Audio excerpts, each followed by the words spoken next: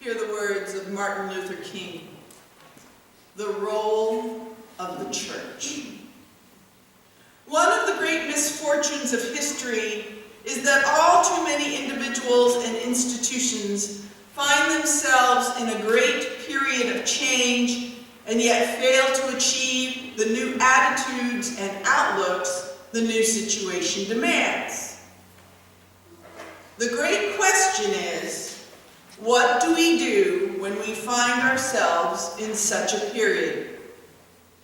Certainly the church has a great responsibility, because when the church is true to its nature, it stands as a moral guardian of the community and of society. It has always been the role of the church to broaden horizons, to challenge the status quo, and to question and break mores if necessary. We are challenged to instill within the people of our congregations a world perspective. The world in which we live is geographically one.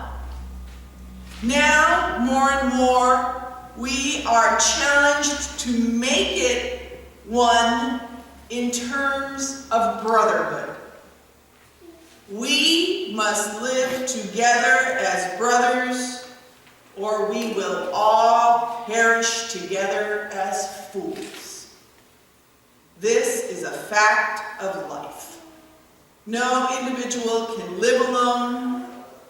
No nation can live alone. And good morning. I, on the other hand, am rather enjoying the temperature in here today. That's our life. Me too.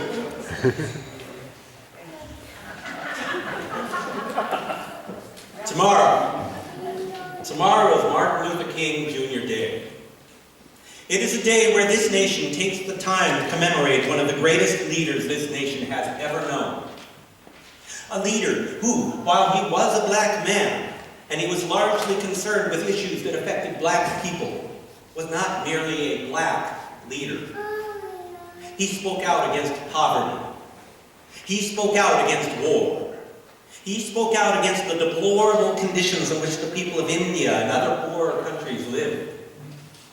He spoke out for love and justice and peace and compassion and world community. Every year, here at UUCGB, we mark Martin Luther King Jr. Day by doing a service in his honor, as do many other Unitarian, Universalist churches. His work continues to resonate deeply with our beliefs. And there were many of our UU sisters and brothers who worked closely with him during his life. There were those who died. How many of you saw the movie Selma? Well, those of you who saw the movie may remember there was a scene where there was a young minister who had gone to join Reverend King in his work. And not long after he had arrived there, he went to a diner. And he had a meal, and it was a mixed-race diner. It was not one of those diners where blacks could not eat. He came out of the diner, and he was beset upon by racists who beat him to death. He was with two other Unitarian Universalist ministers. His name was the Reverend James R. Reed. The other two ministers who were also severely beaten were the Reverend Clark Olson and the Reverend Orloff Miller. There were others. We honor them all when we honor Reverend King. Now, this marks the third year in a row that I have been in charge of this service. This was not by design. I do not claim to be an expert on his life. I have not spent years of study on this subject, and I can assure you, having done a fair amount of research for these services, you could devote an entire life to the works of Dr. King. He was an incredibly intelligent, well-educated, thoughtful man. And when he chose to speak or write on a subject, he did not stop until he was done. So, no, I am not an expert. And no, I never set out to be the go-to guy for this service. It came about this way. Year after year, we had a Martin Luther King service. He was quoted here and there, we sang rousing hymns, and the minister did a sermon talking about Reverend King, his place in history, our connection to him, what we can learn from his life, and so on. Now, don't get me wrong. This was all good stuff. It was inspirational, instructive, thought-provoking. But I kept thinking, he wrote so much, and he said so much. Why don't we let him do the talking? And so, 2 years ago, I proposed that we do exactly that. And of course, since it was my idea, I ended up in charge. So I put out a call to our congregation, and we had people who stepped up to choose and write and read excerpts from 3 of Reverend King's major writings and speeches, and to choose and read quotes for the chalice lighting and closing words. The hymns we sang were those that he loved the best. And it was amazing. It was amazing to hear how alive his words remained. It was amazing how pertinent his words still were. It was amazing to hear how so much of what he said and wrote over 50 years ago was still true. Well, that got me to thinking, how could this be? How could it be that in 50 years we had made so little progress? How could it be that we hadn't managed to honor Reverend King in the only way that truly matters, by living his dream, by making that dream come true? His dream that we would finally become the nation we claim to want to be. A nation where every person is treated with dignity and compassion. A nation where people are not judged by color or gender or sexual orientation or religious affiliation. A nation where justice lives. A nation where we truly believe that all are created equal. And so, for last year's service, I read Reverend King's I Have a Dream speech. And I asked, are we there yet? Are we living that dream? Are we that nation? And no, in so many ways we are not. So this year, what more could I say? So little has changed. I could do last year's sermon and every word would still be true. Now to digress for a moment. There are things I always keep in mind when writing a sermon and putting together a service. First and foremost are our 7 principles. There are also comments that I have heard and suggestions I have heard from ministers, UU ministers. One was that it was the job of the person up here always to speak the truth as they see it. The other was that there should always be a positive takeaway. Nobody wants to be berated. We're not here to preach fire and brimstone.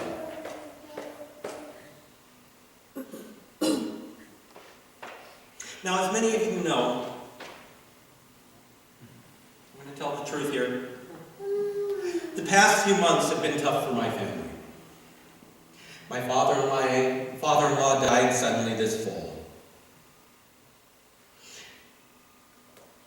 And just as maybe we were starting to feel that that was a reality in our lives, 2 days before Christmas, our neighbor, my good and close friend, Buzz Climus, was in a bicycle accident and he died on Christmas Eve.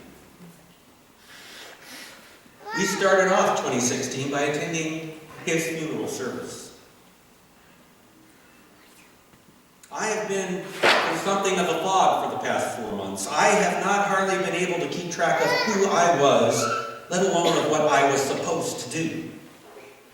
So, a couple of weeks ago, I looked at the Worship Weaver calendar, and I saw that I had apparently committed to doing this service. This came as a great shock to me. To say I was dismayed would be a gross understatement. I was on the edge of panic. And I mean that. I felt almost physically ill at the thought of having to do this. Not only did I feel that I had said all there was to say last year, but how could I possibly tackle this subject in less than 2 weeks?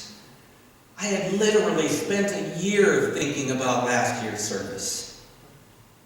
I desperately wanted to back out, but I knew I couldn't. I considered falling back on the in his own words concept, but it felt like a cop-out to me, and frankly, there just was not enough time to put together a service that ideally should involve several people. That's a tremendous amount of work and organization, as Sarah can tell you. She's done it many times, but not in that period. So I turned to the best source of comfort and wisdom that I know, my wife. And she said this: why don't we concentrate on his life as a man of faith? So brilliant in so many ways, not least because she used the word we. I had felt alone and lost. With that little word, she reminded me that I am not. She is there. She supports me. She has faith in me. Not only that, but I was reminded that I do not do these services for me. I do them for all of us. I do them with all of us. Don's nodding his head. He knows. I am buoyed by your love and your strength and your faith in me. And while putting together a service is an immeasurable responsibility, it should never be a burden when I have so much support to draw on. Now, her idea was also brilliant because it gives us a new lens with which to view a man we feel we know. And brilliant also because I had just read the first draft of Sarah's amazing sermon from last week, which we quoted for our chalice lining, In the Name of Religion.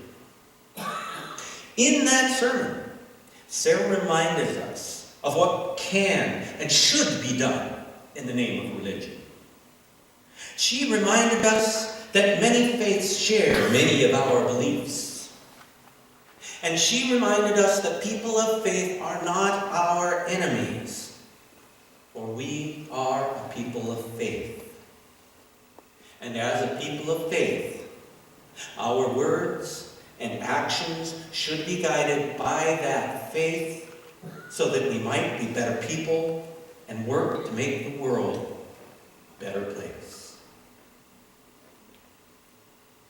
And so, armed with the knowledge of Sarah's wonderful sermon, the faith you have in me, and the support of my wife,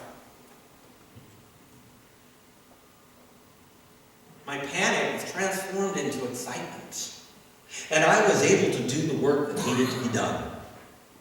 Now, when people speak of Martin Luther King Jr., they usually speak about his work for civil rights, his speeches, the protests he led, the time he spent in jail. his murder. He is often referred to as Dr. King, or simply MLK. The fact that he was a man of faith is often glossed over or completely overlooked. But we need to remember, he was a minister, a Baptist preacher. He had a deep and abiding faith in God, faith in the teachings of the man he considered his Savior, Jesus Christ. And to understand the man, we must understand that all he said, all he did, was driven by that faith. That faith gave him strength and the comfort to carry on through many trials and tribulations, including the bombing of his home. His faith was handed down to him by his family. He was the son of a minister. And here's something I didn't know until I was researching this piece. His legal name at birth was Michael King, and his father was also born Michael King. But the elder King changed his and his son's names following a 1934 trip to Germany to attend the 5th Baptist World Alliance Congress in Berlin. It was during this time he chose to be called Martin Luther King, in honor of the German reformer Martin Luther. That was the act of a man of faith. His faith led him to follow his father into the ministry.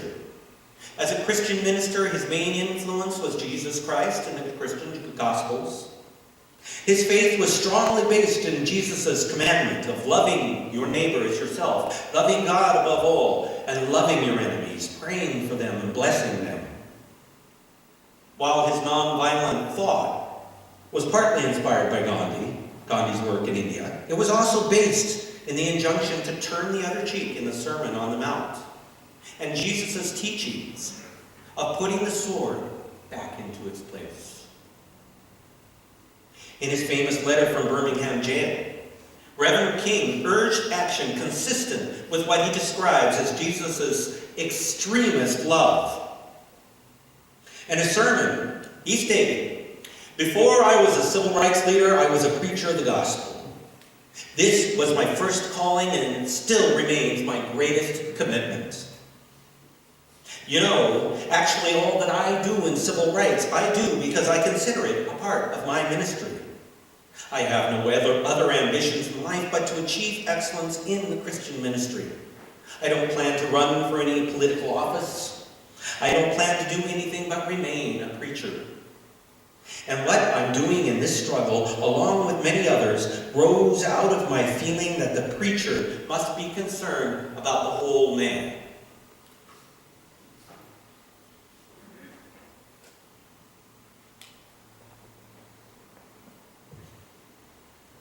Reverend King's faith in God and in Jesus led him to have a great faith in the power of love. And since his faith in love was based so strongly in the teachings of Jesus, it behooves us to look at some of those teachings. It is not necessary to believe in Jesus as the Son of God to appreciate what he had to say. These are some of the things that Jesus had to say about love. "A new command I give you, love your enemies." A new command I give you, love one another. As I have loved you, so you must love one another. But I say to you, love your enemies and pray for those who persecute you. Love is patient. Love is kind. Love is not envious or boastful or arrogant or rude. It does not insist on its own way. It is not irritable or resentful. It does not rejoice in wrongdoing, but rejoices in the truth.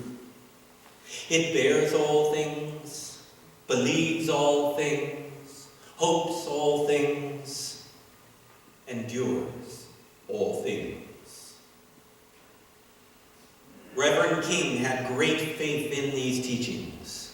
He took them to his heart. He kept them at the front of his mind.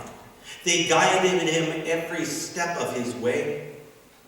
He faced overwhelming opposition, not only from those outside the civil rights movement, but also from those within who felt his methods were too moderate and who felt that violent action was called for.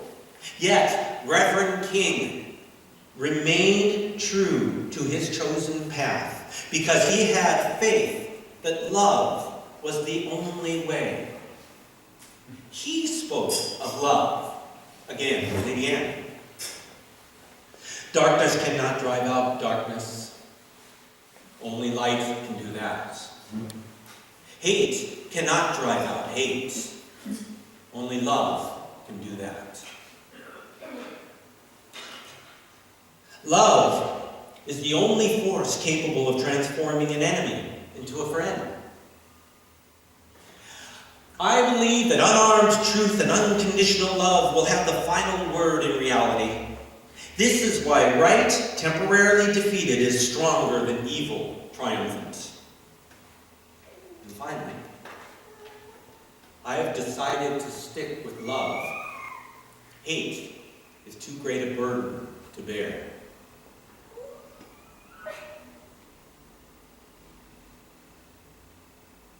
Those are the words of a man who was demeaned and abused and attacked and jailed. Those are the words of a man who watched his family and friends and co-workers demeaned and abused and attacked and jailed and killed. There surely must have been times when he railed against the faiths. Even Jesus supposedly cried out from the cross, "O Lord, why hast thou forsaken me?" Reverend King surely could be forgiven for doing the same. Yet, he always held on to his faith in God, his faith in Jesus, his faith in love, and his faith in people. For his faith in people was unwavering. He believed that his work was worthwhile because he believed that people were worthwhile. He had faith that the path of love and nonviolence was the right path because he believed in the inherent goodness of people. He had faith that if you appealed to the best part of your fellow man, that best part would become apparent. He lived in a world of blatant racism, of legalized segregation, of unfair voting laws, and of police brutality, and yet he never lost his faith in people. He lived in a world where desperately needed civil rights legislation was not happening because there were more important things to do, to take care of first. Yet he never lost his faith in people. And he stood up and he proclaimed his faith for all to hear. Again, his words. I refuse to accept the view that mankind was so tragically bound to the starless midnight of racism and war that the bright daybreak of peace and brotherhood can never become a reality. I believe that unarmed truth and unconditional love will have the final word. Those are the words of a man of faith. A man whose faith led him to believe that people can rise above the mess and live in peace and harmony. Again, from Reverend King. The hope of a secure and livable world lies with disciplined nonconformists, you know who you are, who are dedicated to justice, peace, and brotherhood. Those are the words of a man of faith, a man whose faith led him to always embrace hope. Hope, which is one of our 5 smooth stones of religious liberalism. There's always reason for hope. About hope, he said, we must accept finite disappointment. but never lose infinite hope. Reverend King saw the real world. He didn't claim it would be filled with rainbows and butterflies. He knew it was a rocky road full of trials and tribulations. But those things were but drops of water in the vast sea of his hope. He said this: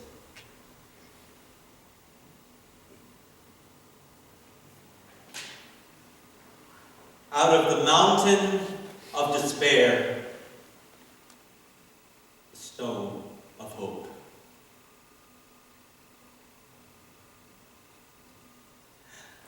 Out of the mountain of despair, a stone of hope. How extraordinary. Normally, we are told to find hope in spite of despair.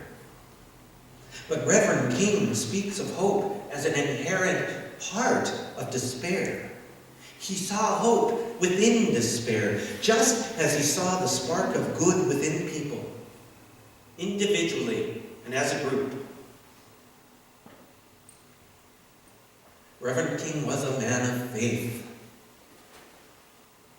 Faith in God, faith in Jesus, faith in the power of love, faith in people, faith that gave him a great hope. Hope for his people, hope for his nation, hope for his world, hope for a brighter future for all. And now for the takeaway. This is what Sarah likes to call the so what part of the sermon.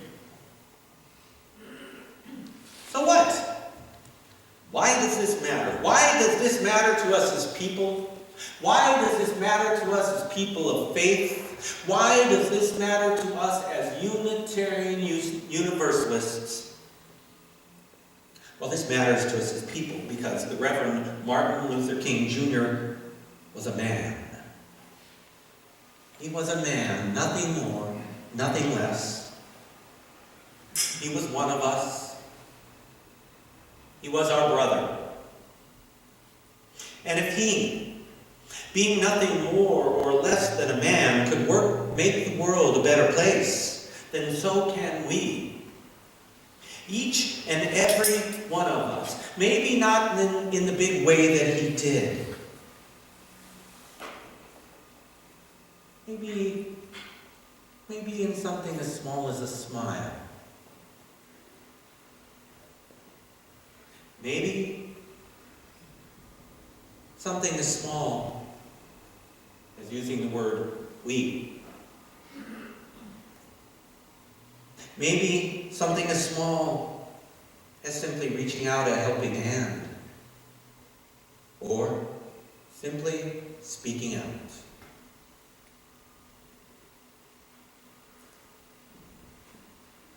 This matters to us as people of faith because the Reverend Martin Luther King Jr. was a man of faith. And we are people of faith.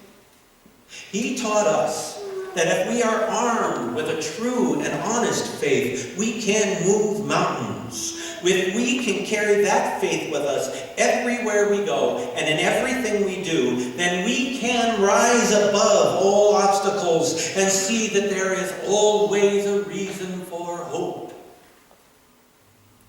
This matters to us as Unitarian Universalists because his life embodied our 7 principles. He affirmed and promoted the inherent dignity and worth of every person. He affirmed and promoted justice, equity, and compassion in human relations.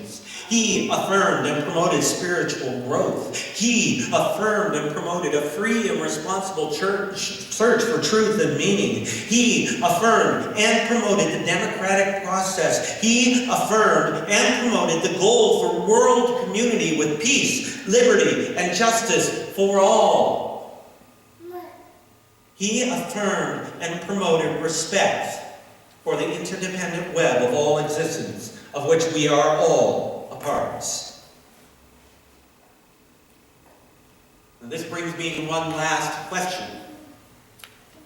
This question, go away. This question occurred to me during last week's service, where Sarah showed us examples of other faiths sharing some of our beliefs. Now the question is this: if so many people of other faiths believe in some of these things, what makes us so damn special? What makes us different? Well, I'll tell you, folks. I'll tell you what makes us different. I'll tell you what makes us special. We don't believe some of these things. We believe all of these things.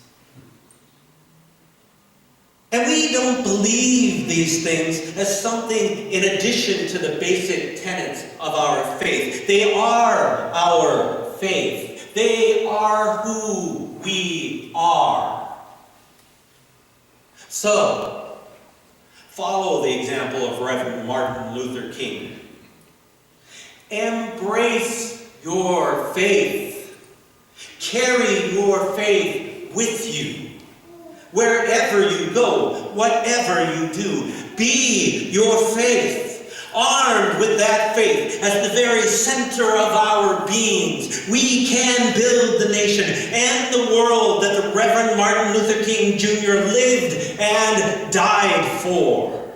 Armed with that faith, we can honor the Reverend Martin Luther King in the only way that truly matters, by making his dream come true.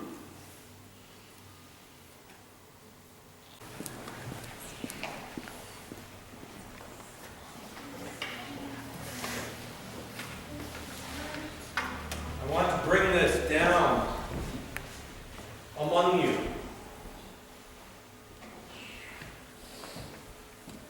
This flame is part of who you are. You are part of this flame. And finally, from the Reverend King, we can sing, "We Shall Overcome," because somehow we know the arc of the moral universe is long, but it bends toward justice. We shall sing, we shall overcome, because Carlyle is right. No lie can live forever. We shall overcome because William Cullen Bryant is right. Truth, crushed, will rise again. We shall overcome because James Russell Lowell is right. Truth forever on the scaffold, wrong forever on the throne. Yet that scaffold sways the future, and behind the dim unknown standeth God within the shadow, keeping watch above his own. With this faith, we will be able to hew out of the mountain of despair a stone of hope. We will be able to transform the jangling discords of our nation into a beautiful symphony of brotherhood and speed up that day when all of God's children all over our nation and the world will be able to walk the earth as brothers and sisters. And then we can sing the words of the old Negro spiritual, "Free at last, free at last. Thank God Almighty, we are free at last."